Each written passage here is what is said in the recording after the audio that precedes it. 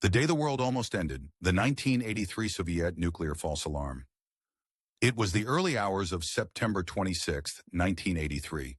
Somewhere inside a secret Soviet bunker, buried deep in a forest outside Moscow, a man sat quietly in front of a glowing screen, unaware that within the next few minutes, he would face a decision that could change the course of human history.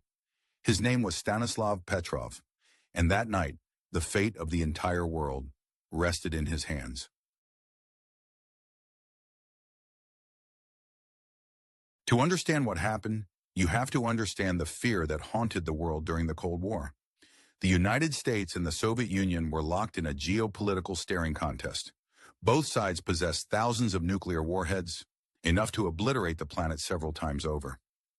One miscommunication, one error. And it could all come crashing down in a blinding flash of light. By the early 1980s, this tension had reached a boiling point.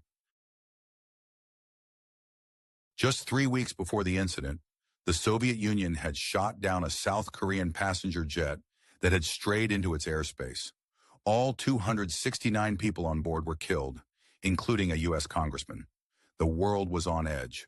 That brings us to Petrov, a lieutenant colonel in the Soviet Air Defense Forces. He wasn't a general. He wasn't a politician. He was an engineer, trained to monitor and report on early warning systems. On the night of September 25th leading into the 26th, Petrov was on duty at Serpukhov 15, the command center for the Soviet satellite-based missile detection system. At 12:40 a.m., the unimaginable happened. Without warning, the system triggered an alarm. A single missile had been launched from the United States. Red lights flashed. A piercing siren filled the room.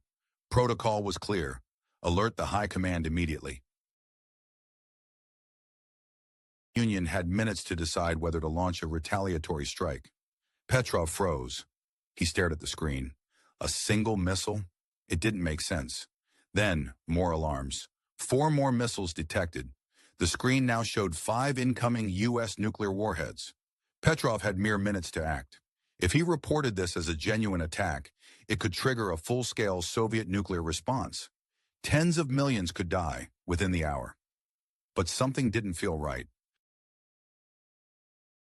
The computer was sure of the data, but Petrov wasn't sure of the computer.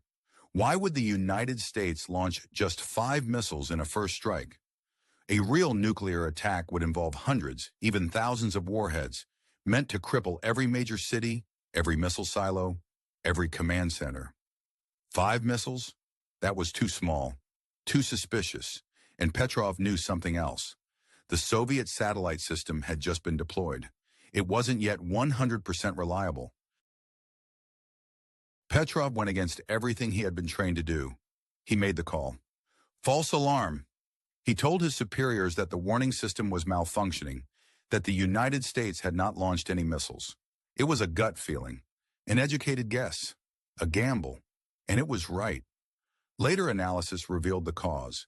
The Soviet satellite had misinterpreted sunlight reflecting off high-altitude clouds as the heat signature of missile launches. A glitch, a simple optical illusion. But if Petrov had followed orders, if he had trusted the system over his instinct, the Soviet Union would have likely launched a counterstrike, and the United States would have responded in kind. World War III could have started, all because the sun hit the clouds the wrong way.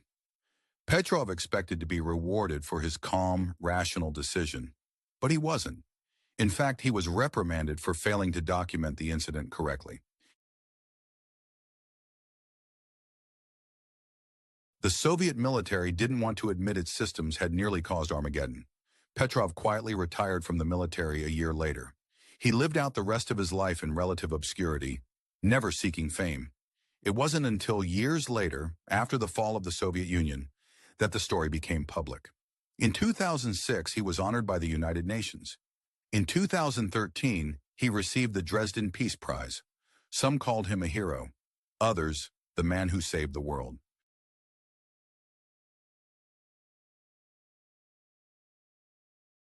But Petrov never saw himself that way. In an interview, he said, "I was just doing my job."